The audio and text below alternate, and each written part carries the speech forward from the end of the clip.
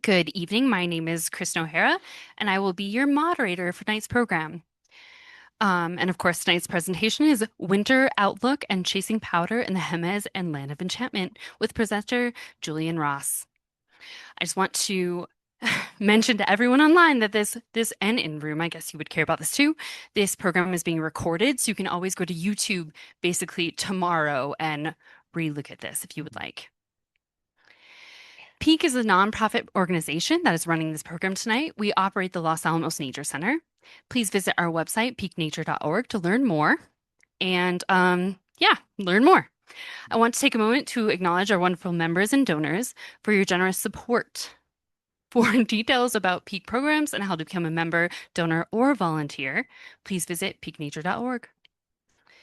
Just a few logistics before we get started. This is a hybrid program, so our presenter will be taking questions via Zoom chat and from an in-person audience.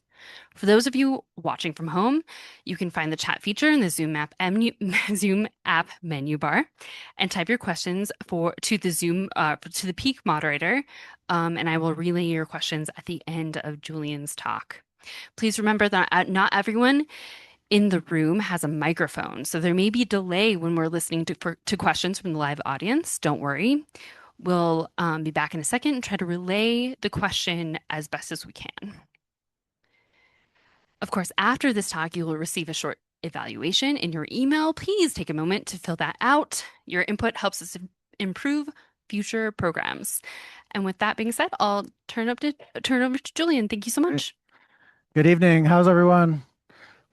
Thank you to Peak and the Nature Center for having me. I live in Santa Fe, but I love coming up to Los Alamos and Pajarito. It's really one of my favorite places on the planet. So really, really happy to be here again. I was here last year and super stoked to be here with you tonight. It's unique to be giving a presentation really on the heels of a storm that we just had. I'm going to do my best. We have a packed room here in the center, and we also have a lot of folks on Zoom. So I'm going to do my best to make sure this is inclusive of everyone, virtually and in the room. Really quickly, did anyone go up to check out the snow this morning? Yeah? Just to go check it out or skin up or try? You went to Taos. Okay. All right. Well, I want to get some field reports from you a little bit later. My name is Julien Ross. I'm the New Mexico forecaster for OpenSnow. A little bit about me. I am born and raised in Santa Fe, and this is my partner and my stepdaughter who's 9. They're my new ski buddies. My partner did the women's adult clinic here at Pajarito the last 2 years and had rave reviews. And my 9-year-old stepdaughter is in White Tornadoes at Ski Santa Fe and is really ripping it. Similarly, I fell in love with skiing and also weather and storms in general at age 8. I had a neighbor who was kind of a grandma figure to me who would kind of take care of me while my parents were at work. And she had moved here from Missouri to get away from tornadoes. And she would tell me these stories about tornadoes. And gave me a book, and I just became really obsessed with tornadoes and hurricanes. To this day, I've yet to see a tornado. I chase those storms really more just in my living room. I did once see a hurricane. I went to school in Flagstaff. I studied meteorology at Northern Arizona. I drove down to Southern Arizona to see a hurricane making landfall in northern Baja. But this learning about meteorology and my passion for skiing really is what brought me to OpenSnow. I actually, after college, I wanted to go to grad school in meteorology, but you really needed to be really passionate and good at calculus and physics, and a level of math that frankly just wasn't for me. So it actually kind of weeded me out. I went into a very different career path. I work with nonprofits and community work.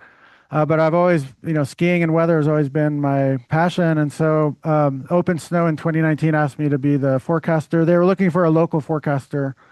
And I had met Joel Gratz, the founder of OpenSnow, working in Colorado. I was in Colorado for 11 years. And I met Joel on the line at Vail for first chair on a powder day. And I saw his OpenSnow thing. And I said, "Oh my God, you're Joel Gratz. I read you every day." I said, if you're ever looking for a New Mexico forecaster, he's like, actually, we are 8 years later. So I was kind of bugging him for 8 years, and finally, 8 years later, they had raised some money to hire someone. Um, I love New Mexico. I am really passionate about our mountains. Like many of you, the Sangre de Cristos, the Jemez, they're my church. They're my spiritual place. It's my home, and the fact that I get to spend time in the mountains and forecast snow for New Mexico mountains is a dream come true for me. This is my favorite vantage point that you all know well, from Pajarito, because you can see the entire Sangre range, up to at least, Red River. And if you turn around, what do you see? If you're standing at this vantage point and you turn around, what mountain range do you see? Yeah, you see the Sandias. And one day I was like, I stopped here and it actually brought me to tears because it was such a cool. When you grow up in Santa Fe, right? You always look at the Jemez, and that's like what have grown up with. And so when you're standing in the Jemez and you look the other way, it's actually quite remarkable for us coming from the other side of the river. So what's on tap tonight? We're going to talk about New Mexico snow patterns and forecasting snow. And I was able to take two storms from last year and the storm from last night. So we're going to look at three storms and kind of learn, like, what can we learn from these case studies? And what I want to share is, like, what are the storm patterns to look for Pajarito, the Jemez? What are the storm patterns for Santa Fe Taos, the whole kind of Sangres? Also, even Sandia Peak and Ski Apache. Um, I'm also going to talk about the season outlook for 25-26. And then we're going to actually look at last night's storm quickly because, like, okay, what did we learn from the past? And then how did it apply last night? And we'll definitely try to leave 10, 15 minutes for question and discussion.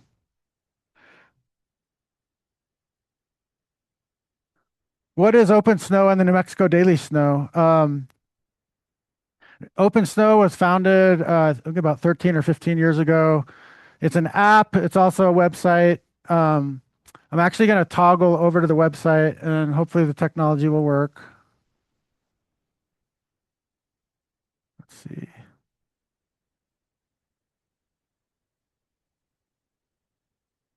Mm,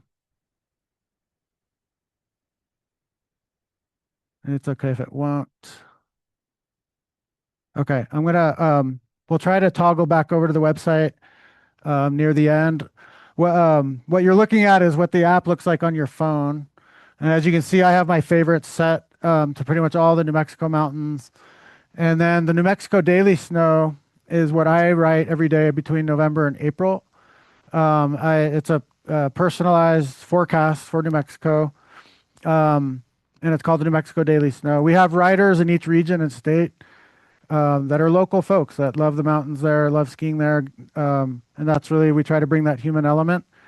What OpenSnow has done that's really cool too is, like, people unlike me who are really good at math and physics went on to get PhDs in meteorology, and folks that love skiing and know how to write software and computer programs and algorithms.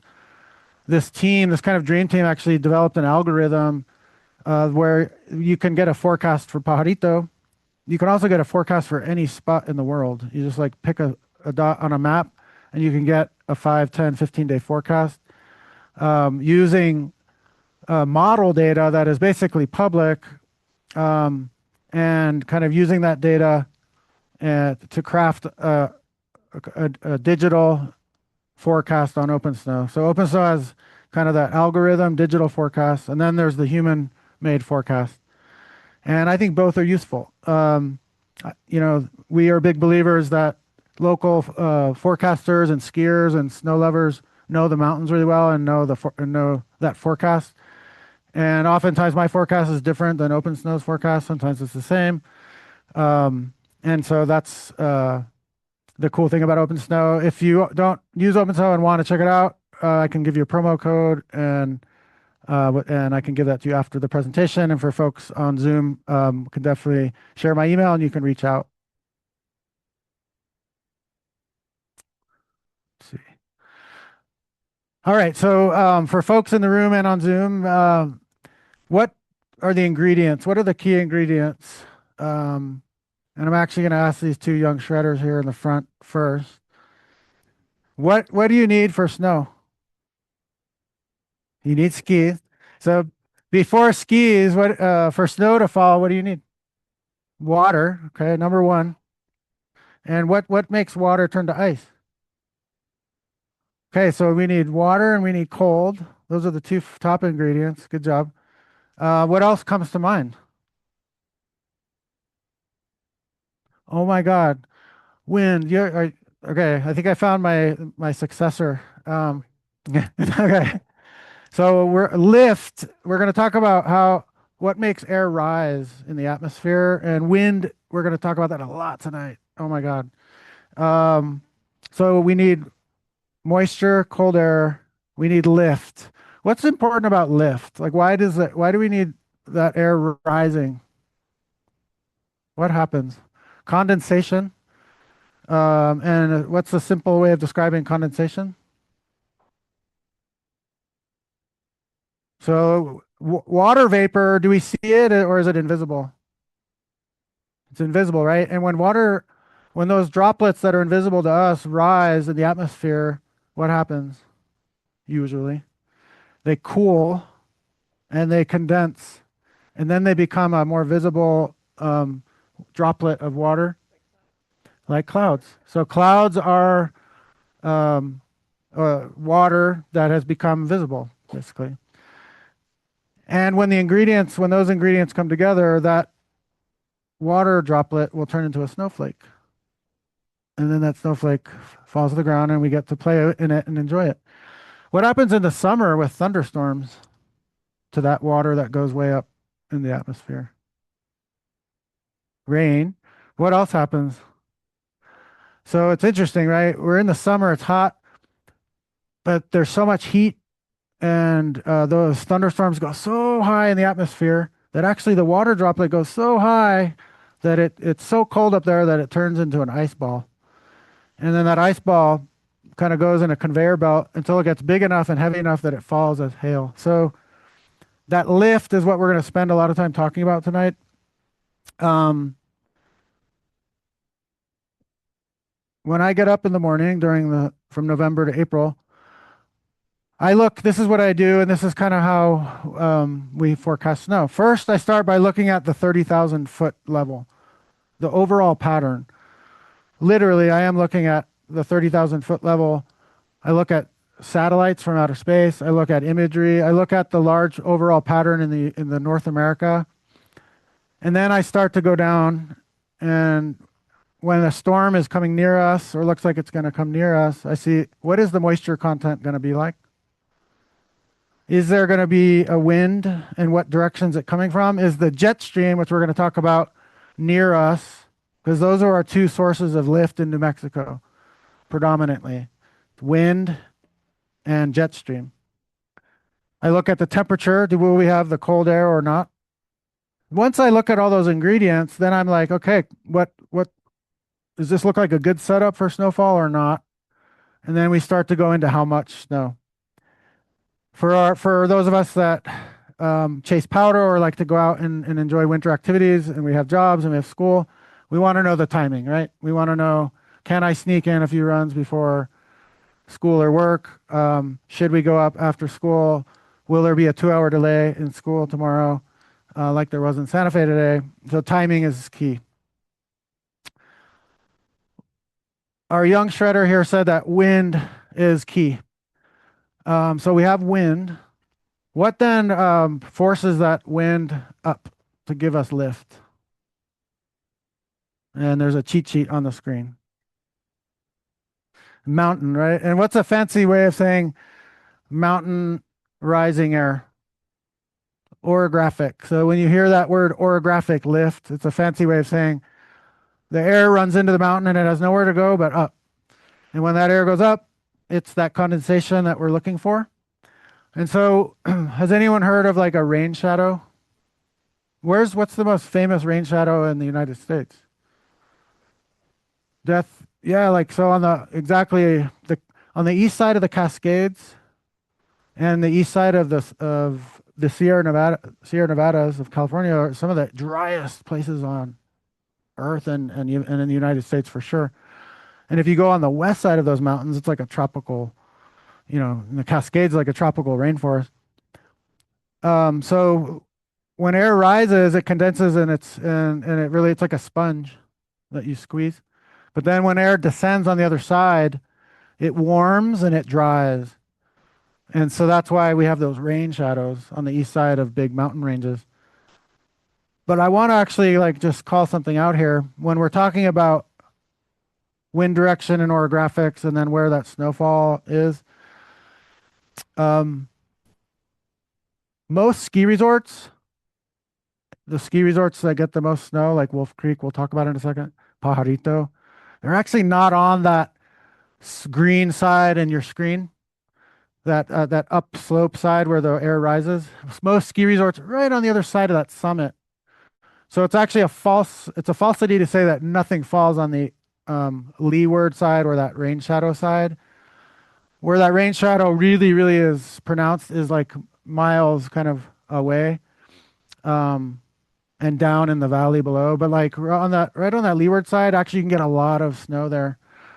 What's another reason that you can get a lot of snow right on that other side? And you said the word earlier, wind, right? So if you've been up to Taos or you've been up to Pajarito, the prevailing wind, comes in from the southwest, west. Those ridges tend to be kind of wind scraped, and all that snow blows on the other side. Taos is a great example on Highline Ridge. If you're hiking on Highline and you look to the west, it's like rocks, and then if you look over here, it's deep snow. So it's a perfect setup for that wind drifted snow.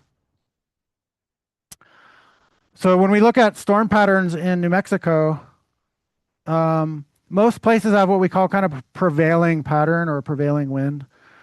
I would say 6 out of 10 storms in New Mexico, they kind of drop down to the Four Corners and then they move northwest from there. That L that you see on the screen is the center of a storm. In the northern hemisphere, what direction does the storm circulate? Counterclockwise. And so that's really important when we think about wind and storms. So the in a storm in New Mexico and in the northern hemisphere will always circulate counterclockwise. So I'm always looking at where is the center of the storm going to be so that I can predict the wind and the direction. And so our prevailing wind here is the southwest wind. And I want to pause here because this is something I learned and it's kind of cool if you don't know this. When we say the direction of a wind, in meteorology terms and in weather terms, if I say a southwest wind, what does that mean? Yes.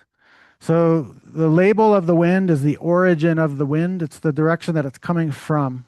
It always confused me when I first learned it. And so when I say a southwest wind, that means the wind is coming from the southwest. Sometimes I need geography. So for me, it's like, okay, if we're in Los Alamos, the wind is coming from the southwest. I'm like, oh yeah, that's coming from like Arizona, southern Arizona. In this case, the storm on the screen is located near Broomfield or Farmington, kind of in the Four Corners.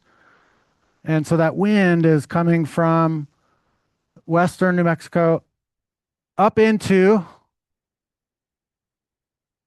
the most prolific snowmaker in the United States, one of them, which as the crow flies is not far from here, which is Wolf Creek.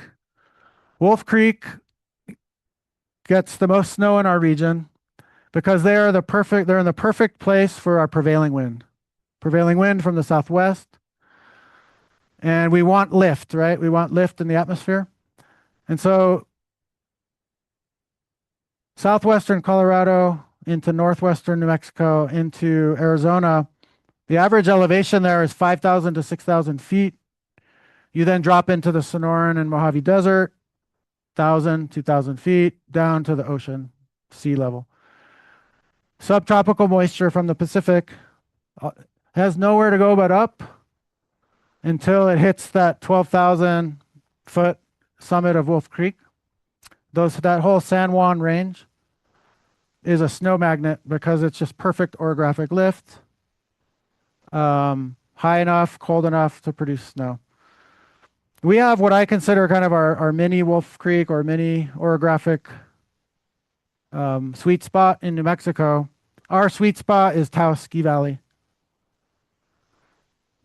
Just if you look at year after year, over years, Taos Ski Valley averages more snow than anywhere else in New Mexico for ski resorts. And it's because of its position. It's because of where it's located in relation to wind and moisture. Similarly, you have 5,000, 6,000 foot elevation. The Wheeler Peak Wilderness goes up into 12. Taos Ski Valley summit is 12,481. So that's lots of rise in the air. If you've driven up that Taos Gorge area, it's like really flat and it's kind of low in that Rio Grande Valley, and then all of a sudden, right, Taos Ski Valley is way up there. So that air just loves to rise, cool, and produce snow.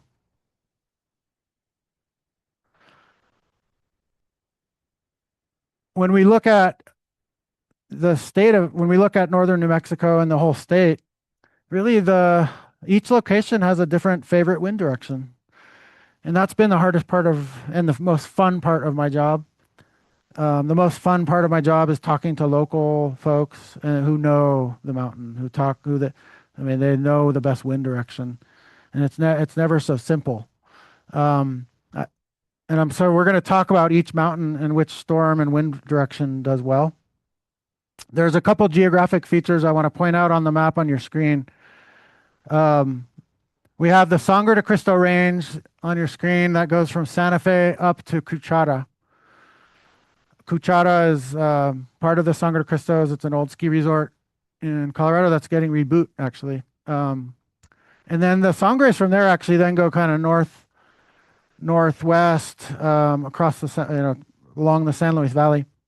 But you have look at that from Alamosa down to Espanola, down to Albuquerque. It's really just a giant valley. It's one big valley that's low lying compared to the mountains around it. That serves as a funnel. It serves as a pathway for wind and air. We have then from Wolf Creek down to Carson National Forest. Those are the San Juan Mountains that go into Chama. So I would say actually the snowiest spot in New Mexico is the San Juan Mountains around just north of Chama. It's part of the same range as Wolf Creek, and they similarly do really well with a southwest wind. Some folks, do snow sports out there, but there's no ski resort there. And then we have the Chama Valley that goes from Espanola to the northwest through Abiquiu. That's another valley there that's low lying where wind can come through. South of Santa Fe, if you've driven the I-25 corridor, right, you go through that gap in the mountains. Between Santa Fe and the Ortiz Mountains, you kind of go through that gap, and then you go to Las Vegas, Raton, right, and you're pretty much in the plains there. And so that I-25 corridor is also a pathway for wind and air and cold air. The Jemez, right, the Jemez from Los Alamos north and then to the southwest over to Cuba. That's our kind of west range here. Mountain range to the west of the Rio Grande Valley, and very interesting, unique wind patterns that we will talk about. Sandia Peak's kind of an island, right, in the middle of the state, and the Sacramento Mountains, where Ski Apache is in the south, is also kind of an island, what we call a sky island, right? It's just so they couldn't do well with any wind direction, but we just need storms to go that far south, and that's kind of rare. Taos and Red River, we're going to zoom in here a bit just to look at these. So Taos is our most prolific snowmaker, but knowing what we just talked about, right? What would you guess is a wind direction that is not great for Taos? We know southwest wind is ideal, but looking at the geography here, Taos is nestled in a valley with very tall peaks Kachina Peak and the ridge along the west side. And then you have the actual Wheeler Peak to the east of it. And that Wheeler Peak ridge, if you've been up there, is like a giant ridge. And then it kind of goes down from there into Taos Ski Valley, right? So knowing what we just talked about, what would you guess is more often than not a poor wind direction for Taos to produce snow? Southeast, northeast. Yeah. In my experience, more often than not, those wind directions, when a storm is bringing that predominant wind direction, Taos is not favored for the most snowfall. But there are always exceptions, and Mother Nature always wins. Sometimes a storm is strong enough that the Wheeler Peak Ridge doesn't matter. It just like hammers over the east. But generally speaking, that is not the favorite wind for Taos. Red River is kind of interesting because it's at a lower elevation than Taos. It's like 10,000 feet. And it's kind of nestled in there. The Enchanted Forest Cross Country is actually up a little higher, kind of up the road there. Red River, talking to locals and kind of following storms, its best wind is a northwest wind, meaning it's coming from that upper left down to the lower right. There's kind of a canyon and a highway where that northwest wind likes to come up into Red River and produce good storms. We saw a little bit of that in the last two storms last night and a week ago. So we're gonna dive into a couple case studies. This was a historic storm for Pajarito. This was the earliest opening in 40 years, I believe. Everyone will remember where they were on November 4 to 8, 2024.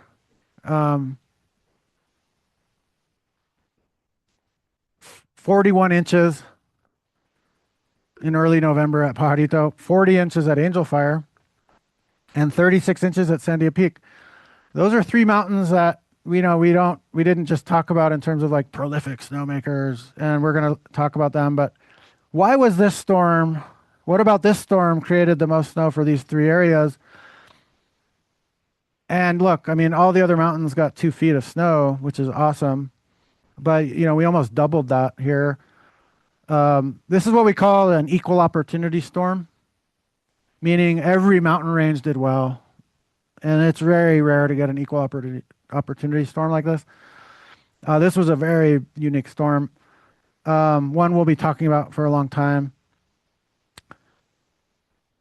This was the water vapor imagery during the first phase of the storm. And so it kind of setting up as this classic, you're like, okay, this is a classic four corners storm, right? What we talked about at the beginning. It's going to drop down by the four corners and then it's going to eject up northeast, sorry. Wolf Creek will get a ton of snow. We'll get a little bit. End of the story. No. This is when we want to get more snow at Pajarito. What we need is that four corner storm to drop a little further south and ideally move slowly. Pick up moisture from off the coast of California and Mexico. Cold air is coming down. You can see this deep U-shaped trough. There's a U that starts where you can see the word incoming, and that U goes all the way up to Seattle and the Pacific Northwest. That's cold air coming down from Alaska, basically. Remember at the beginning, we need cold air. Moisture, we see that streaming in at the bottom of the U. The bottom of the U is moisture coming in from the Pacific Ocean. And then guess what? Wind. We have lots of good wind coming in from the southwest. So all of our ingredients are coming together. This first phase of the storm is when Taos picked up a quick foot. Wolf Creek, double digits because southwest wind is their favorite wind. Then, this is when we knew that the storm was going to drop south because the models did a good job predicting it. But most storms don't do this. And so now look at the storm. It's centered near the southern Arizona, New Mexico border. And what direction is the wind flowing now? South and southeast. Okay. South and southeast is kind of magic for mountains in New Mexico that often don't get as much snow. It's not our prevailing wind. And when it happens with cold air and moisture, we get these mega snowstorms.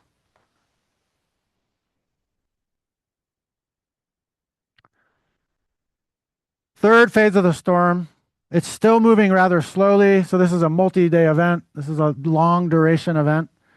That's the other thing you need for big totals. You need a long duration event. Most storms when they come into the Southwest, they're like, oh my God, this isn't where I should be. And they kind of get back onto the main jet stream and they zip off to the north. Every now and then we get a storm, what we call kind of a cutoff storm, or a big trough in the jet stream that it gets kind of backed up, almost like a river eddy. I mean, this almost looks like a river eddy over New Mexico, where it's kind of getting backed up and it kind of spins back around. The atmosphere is just like a river. It acts the exact same way, very fluid. And so now we have a really prominent southeast wind.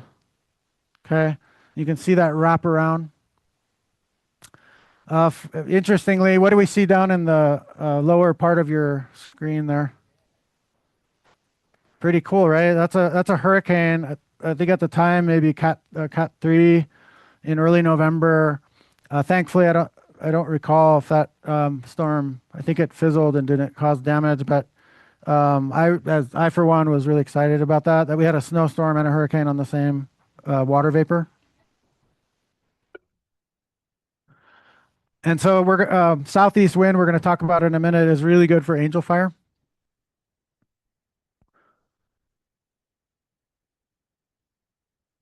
And so we're looking for Pajarito, Angel Fire, and Sandia Peak.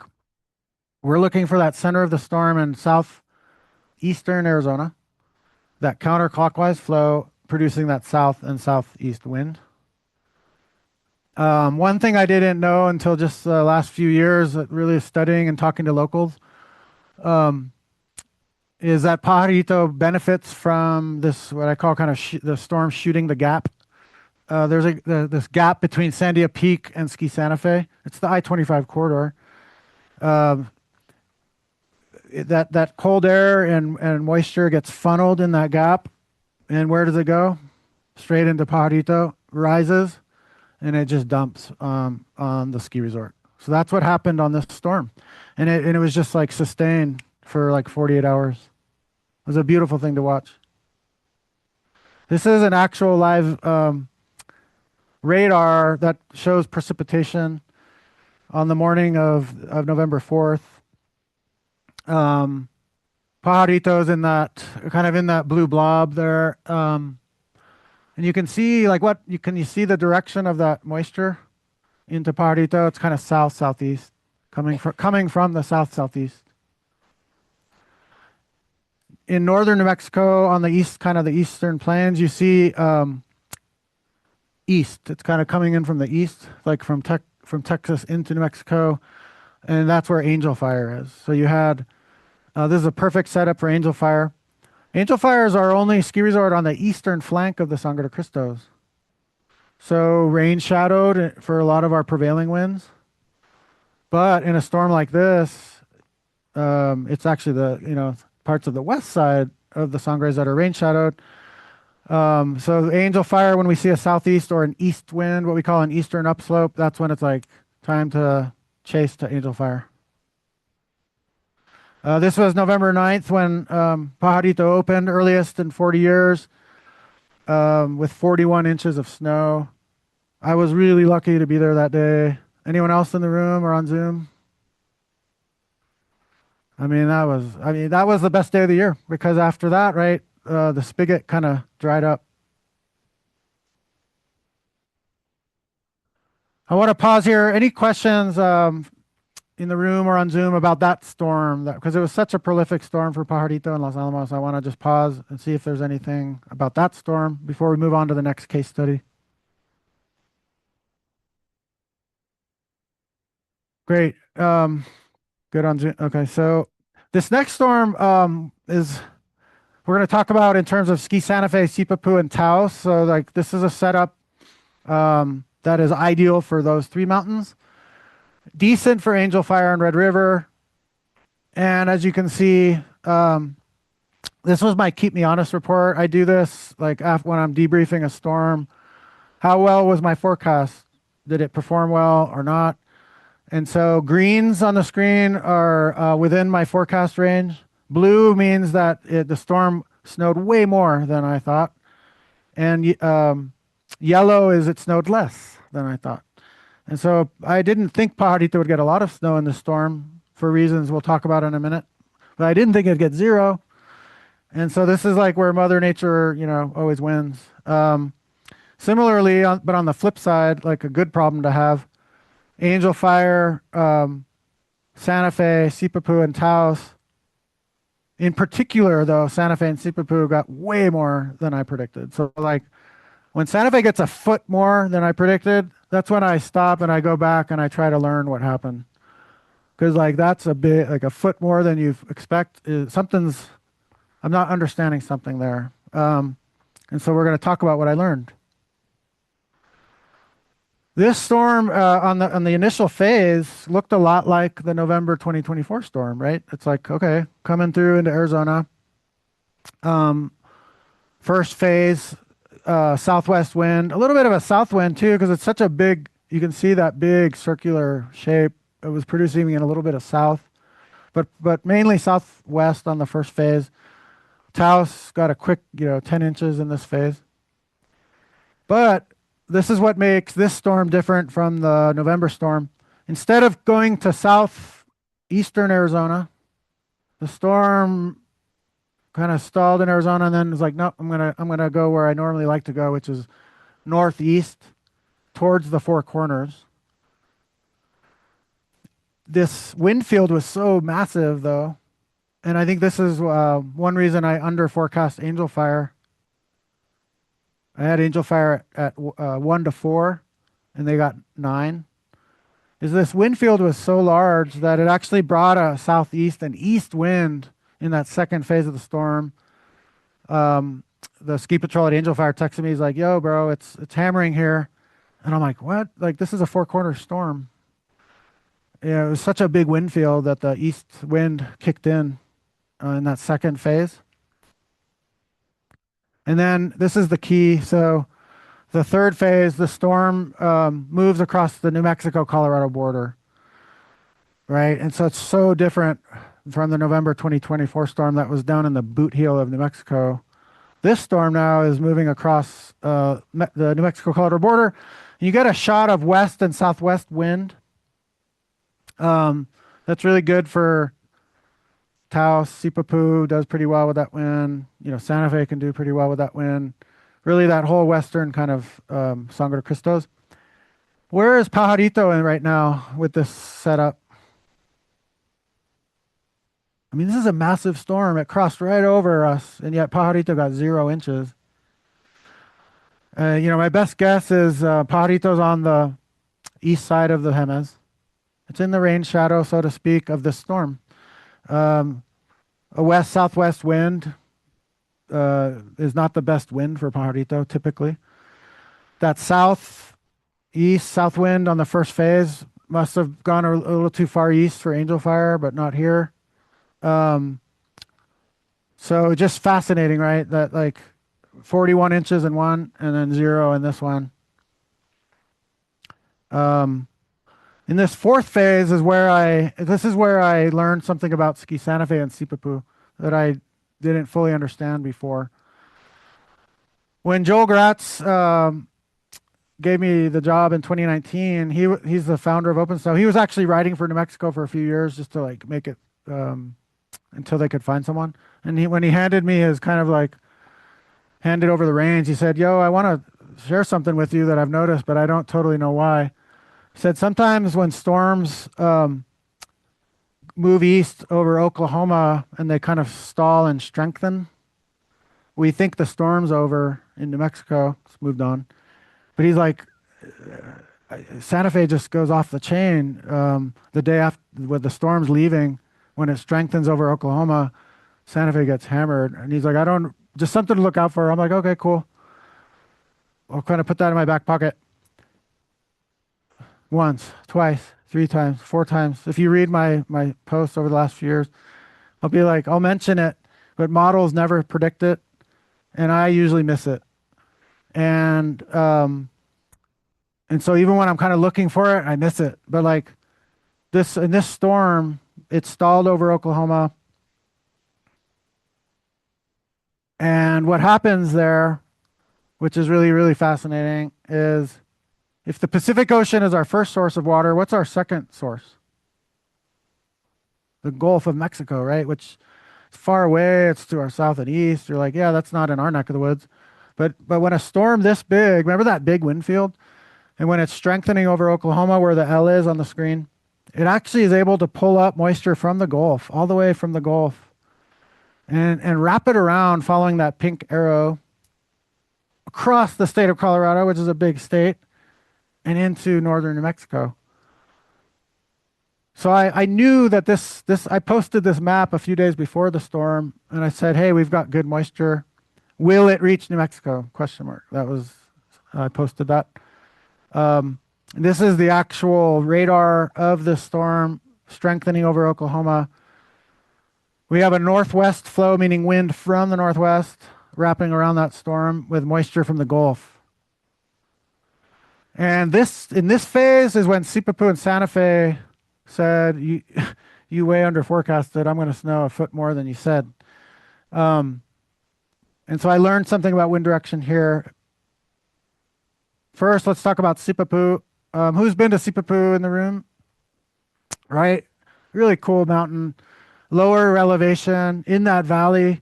You drive up that highway 518, and you know that highway kind of meanders up the valley.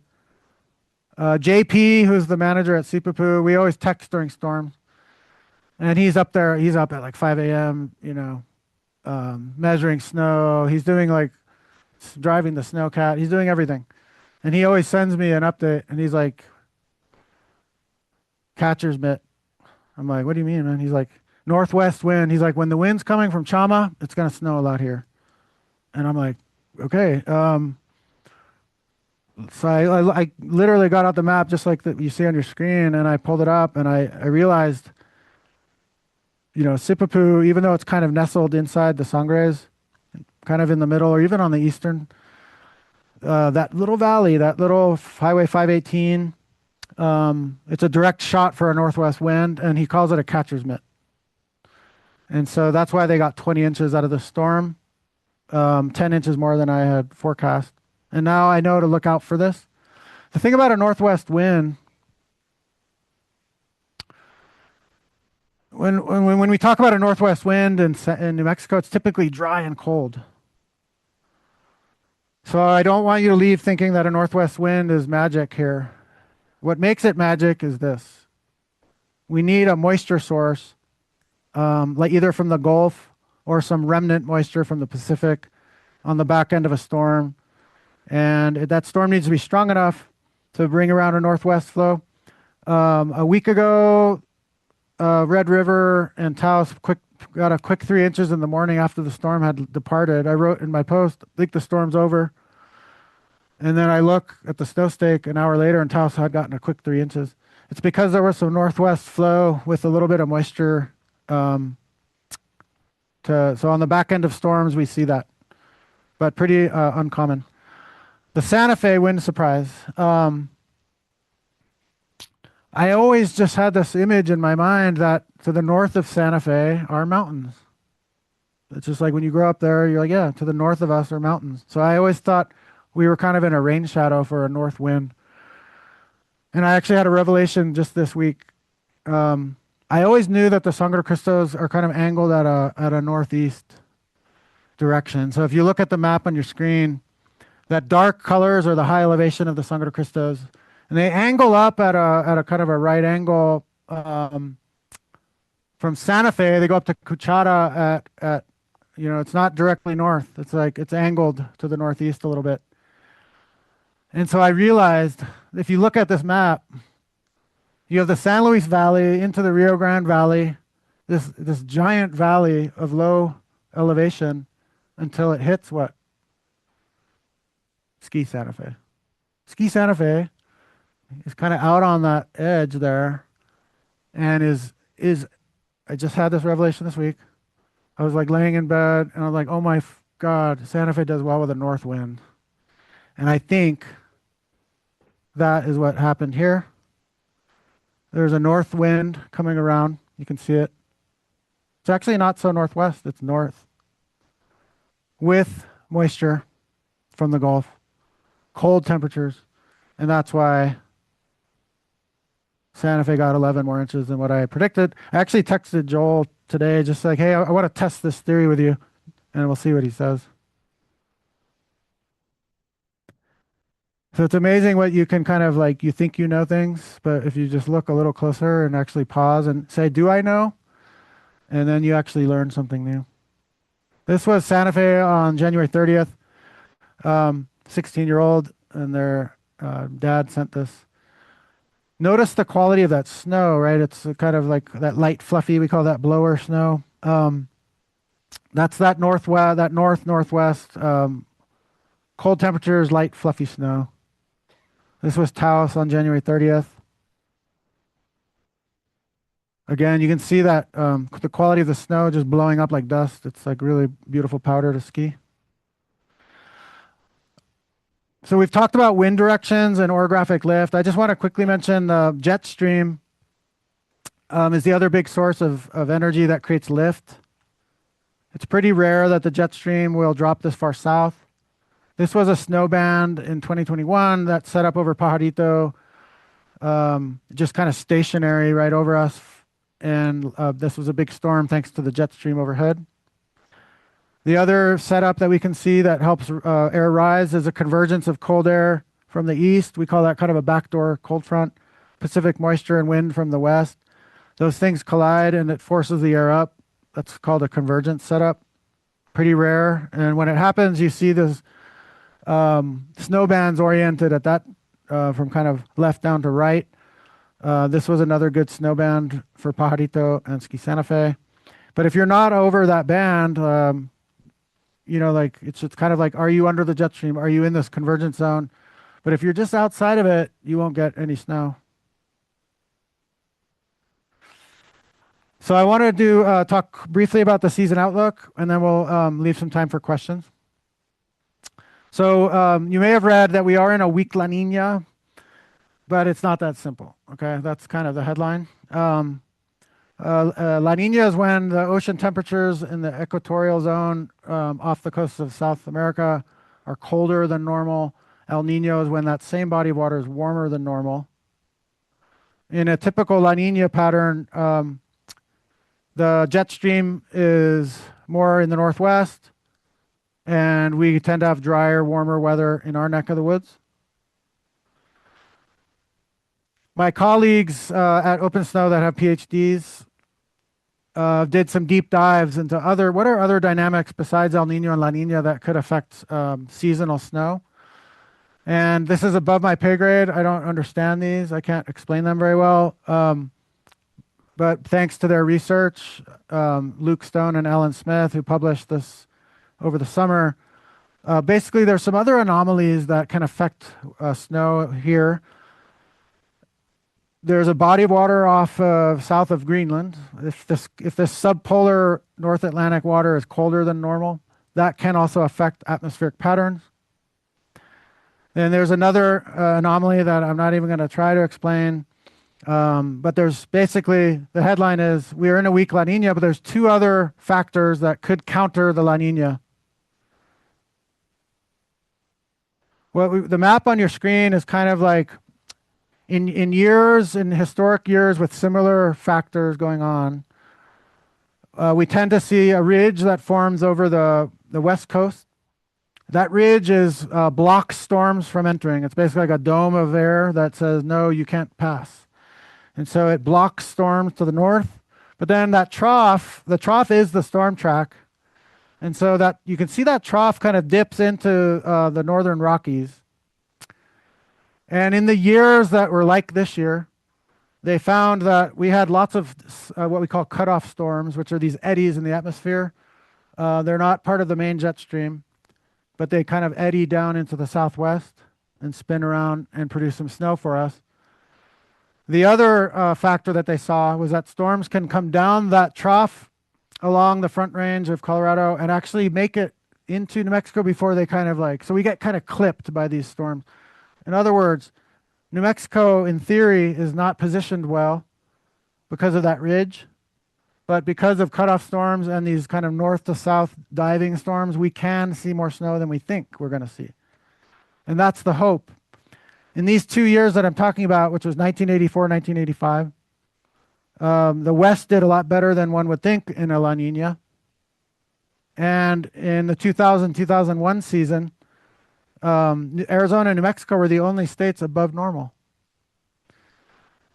Unfortunately, we can't be like, cool, there were 2 seasons like this in the past, and we're going to have an epic year.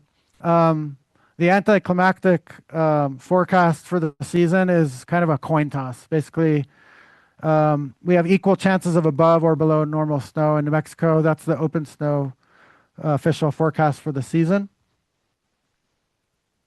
That's better than, in a weak La Nina, you might say like, oh, we're going to be below normal. But because of those other factors I talked about, they may counter some of the La Nina.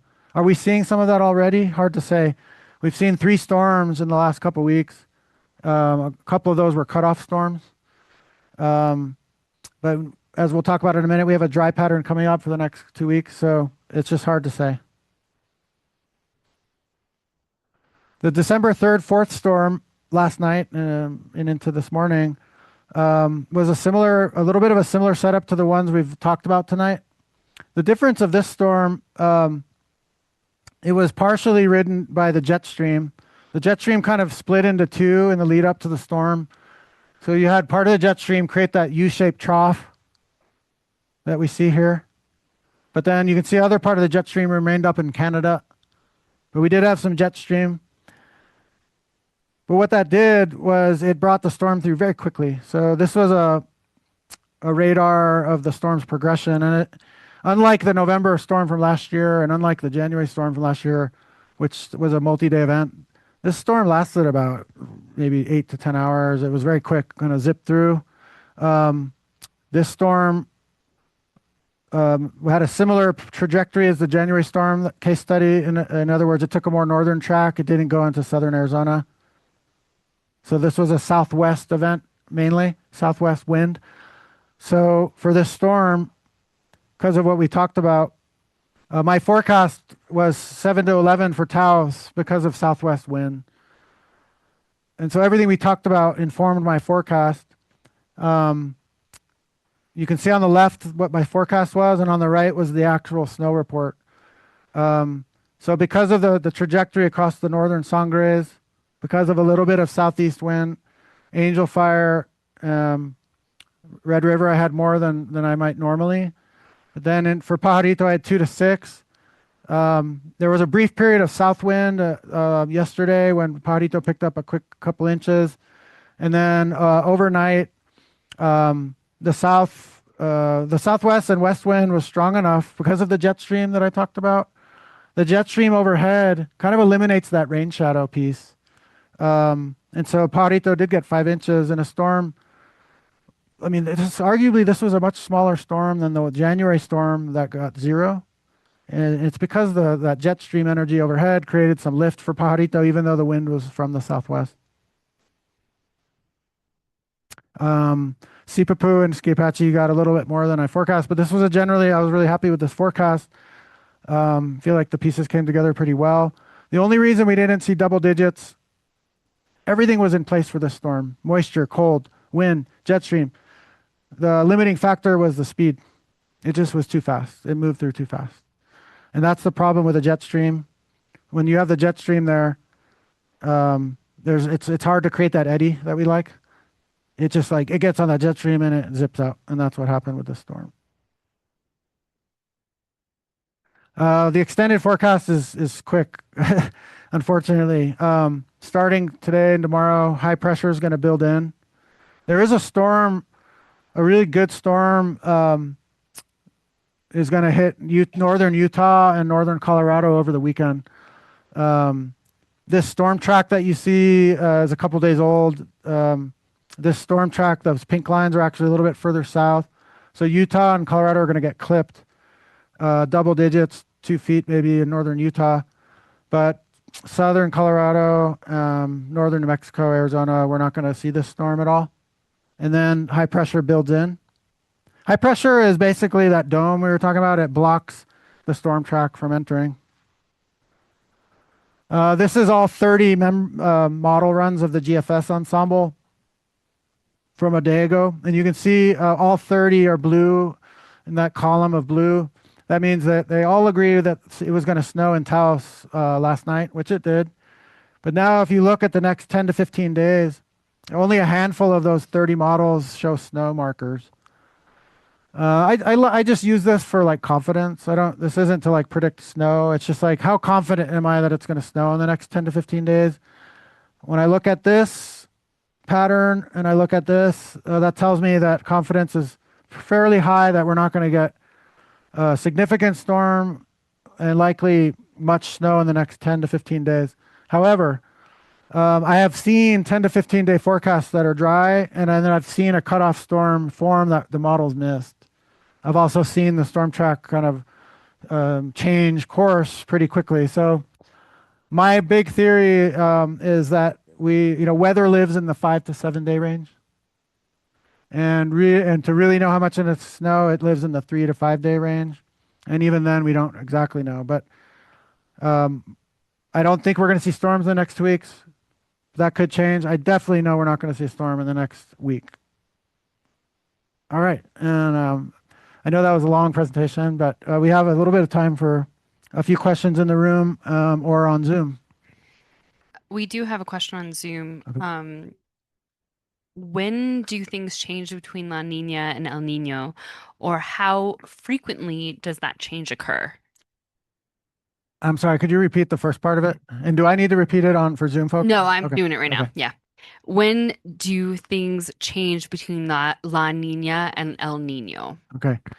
So I will say that this is the La Nina and El Nino and kind of climatological, that's not my area of expertise. And so what I do is I check the NOAA, the National Oceanic Atmospheric Association Administration, sorry, and there's actually an ENSO website. ENSO is the La Nina El Nino oscillation. And every month they post a write-up, and every quarter they post a forecast. And that's what I go to check on the La Nina and El Nino forecast. Interestingly, like right now, for example, there's strong confidence in a weak La Nina through January and likely into February, but that's only a couple months out. So they actually don't forecast out beyond that with much confidence, even for those large like oceanic temperature patterns. And so we don't know. We post in OpenSnow posted in August a forecast for La Nina El Nino, and it was very clear. It's like we'll be back in October with the latest. So like things do change month to month, every couple months. So I have no idea what next year will be, and even NOAA and the scientists there would tell you the same. There's a question here in the front.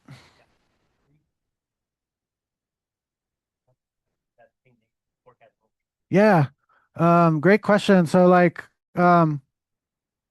OpenSnow team has a Slack, which I love because it's like we're all on there like geeking out about storms and models. And someone this week was like, "Hey, which model is working, the best this year so far?" And hey, so for the first time, at least that I'm aware of, there are now some AI ensembles. You're looking at one right here. This is the European AI ensemble. Um, and there was actually, so we had an OpenSnow team call, and someone asked that exact same question.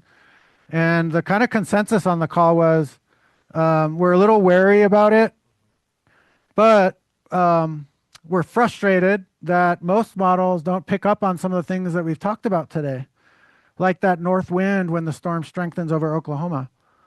And I've never seen a model predict that. and I always miss it. Um, and so someone was like, "Hey, maybe we can teach AI to know that pattern." And I'm like, "Okay, like so I'm a like I'm torn about AI in many ways, and I think that, it's not my area of expertise either. I'm torn because I want, social responsibility and I want safe things for our kids.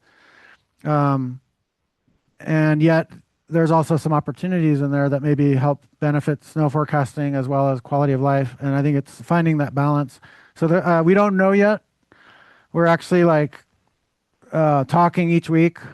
Just today, there was a debate about the December 3rd, 4th storm. Did the AI, which model did better? Did AI do better? This next storm coming up for Utah and Colorado, they're watching closely in those states, like how will the models perform. So I'll probably have a better answer at the end of the year. We have another question online. Now that OpenSnow does 15-day forecasts, how accurate are those compared to the 10-day forecasts or even 7-day? Yeah. And I wish I could. Here we go. It worked now.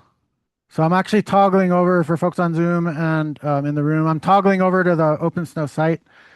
What the Zoom participant is talking about. If we go to Pajarito, for example, or if we just go to my favorites page, and I'm going to scroll down here we can see Ski Santa Fe and Pajarito. You can see here we have the previous 15-day snow totals, and then we can look ahead the next 15 days. And you can see what I talked about already. Like I just explained why we're not going to get storms the next 2 weeks, and OpenSnow's algorithm is verifying that.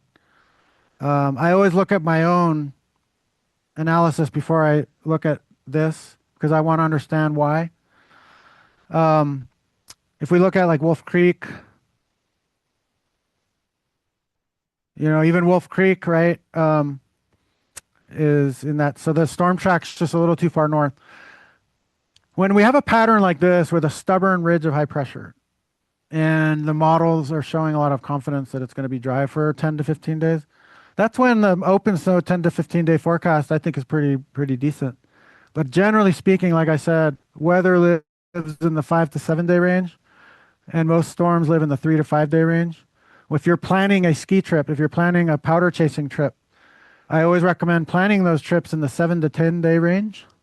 So like if I was planning a ski trip right now for New Mexico to chase powder, I probably would not pick New Mexico right now. I would probably go to Utah or the Pacific Northwest just based on where the storm track is right now. That's in the 7 to 10 day range. The 10 to 15 is really cool, but it's not, I don't use it for a lot of like high confidence forecasts. I want to show you something really quick. That's a new bell and whistle. I'm in the Pajarito site on OpenSnow.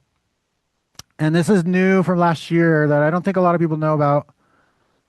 If you click weather stations or snow report, so snow report shows what the resort reported this morning at 9 a.m., 5 inches. That's when you see reported at, that's the official report of the resort.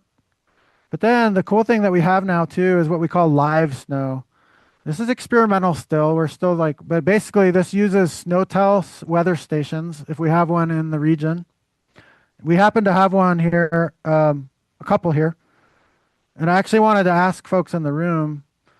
So the Quemazon SnowTel station, if I click on that, here's Pajarito. And this Quemazon station is in the mountain just to the north of us. If I click on that, we can actually see the data from the last 48 hours. And we could scroll down and we see here cumulative snowfall, 7 inches from 10 a.m. yesterday to 4 a.m. this morning. SnowTel is not always accurate. But what I love about this tool is that we don't just have to rely on the ski resort to post how much they got. And actually we can do it on our own time. Like sometimes it's hard to wait for the resort to report at 9 a.m., 8 a.m., 7 a.m., 6 a.m. we want to know 10 p.m. the night before, or if we're crazy like me and you're waking up at 3 to see if it snowed in the morning. This is actually a really useful tool. Um, I wanted to ask how does anyone know if the Chemazon snowtel how it aligns up with Pajarito, like generally speaking? My theory is they get a little more snow there than Pajarito, and this is an example. This snowtel shows 7. We reported 5. I tend to see a little more here. So when I see Chemazon with 6 or 8 or a foot, I kind of like think Pajarito probably got a little bit less, but still a good storm. And the cool thing is that you can look at this for the entire state. If I go to maps and I zoom out, we're looking at snowfall the last 2 days. This is the weather. If you go down to the overlays and you hit weather stations, the weather stations across the state pull up. And this is snowfall for the last 2 days. You can do it the last 6 hours, 12 hours, 24 hours, 3 days. So let's just look at the December 3rd, 4th storm. Um, the snowtel site near Angel Fire, 8 inches. Another snowtel site, 8 inches. That's actually very consistent with what the resort reported, which is right here, 8 inches. Sipapu reported 8 inches. The snowtel site near there, 10 inches. So that's consistent. There's one spot in the Sangres here, Rio Santa Barbara, that's reporting a foot. Wouldn't surprise me. We have a snowtel site near Santa Fe, measured 9 inches. Ski Santa Fe reported 8 inches. So that tells me that things were pretty accurate for this storm. If we click on the Ski Santa Fe, similarly, you can scroll down. You can see it snowed starting yesterday afternoon a little bit, and then overnight is when it really cranked out. 9-inch total on that snowtel site. So I wanted to make sure you knew about these functions and tools on OpenSnow. I use them all the time because I got so frustrated waiting for resorts to like report on time or report correctly. But remember, snowtel can have errors. Question here?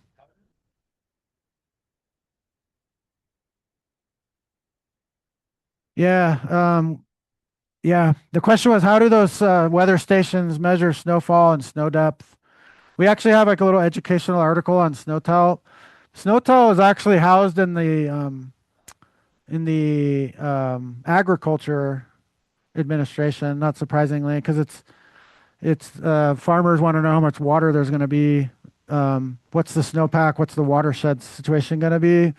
And so the ag is what kind of funded these stations all over the country. I mean, you can see like if you scroll out, I mean, they're all over the West. These are all the weather stations. Some of these weather stations are in resorts, like Taos Ski Valley has a few of their own. Look at this network of weather stations. And it's to help us understand how much water we're going to have in each year. So they have these basically they have these cool measuring devices that are set up in a spot that they think is pretty strategic for measuring snowpack in that area. And I've never seen one in person. I've only seen photos. But they're decent. The fact that they sit out there all year and in the elements, they actually do a decent job. They measure liquid as well as, so they measure like how much liquid content was in the snow. If we look at the storm last night, I actually look more, in addition to how much snow, I look at the snow to liquid ratio. The snow to liquid ratio is a fancy way of saying how heavy or light is the snow. For the best powder skiing, we want to see a snow to liquid ratio of 15 to 1 and higher. But at this stage of the season, when we want to build a snowpack, we actually love that wet, heavy snow. It's like a snowball. Have you ever tried to make a snowball with really light, fluffy snow and it just like falls apart in your hand when you go to throw it at your brother? Versus that wet, heavy snow, it's like a good snowball snow. So when we're building a base for skiing, we want that kind of little heavier, wetter snow because it packs down nicely and it kind of turns dense and cold and it doesn't melt right away. And so we can look at this storm last night was like 15 to 19 to 1 because we had that nice cold air come in. You felt it today. And we can also look at the snow water equivalent. So it was about 1.6, 1.7 inches of liquid, meaning had this fallen as rain, it would have been 1.7 inches of rain. Um, sorry, you know what? Forgive me. It's zero point 0.5. It's this started at 1.2. So you always have to look closely at the graph. This line starts at 1.2 and goes up to 1.7. Makes a lot more sense. Zero point 0.5 inches of rain, basically it was half an inch of rain, resulted in 9 inches of snow, which gives you the snow to liquid ratio. The snow to liquid ratio is measured, calculated based on how much liquid versus snowfall. So, I'm going to just pause just so we can let the people online and everyone in the room can ask questions mhm. after this. But I just wanted to give Julian a round of applause. You did an excellent job. Thank you for sharing your expertise. And we are going to end the Zoom at this point. So everyone have a great night and look for that survey email. Okay, bye.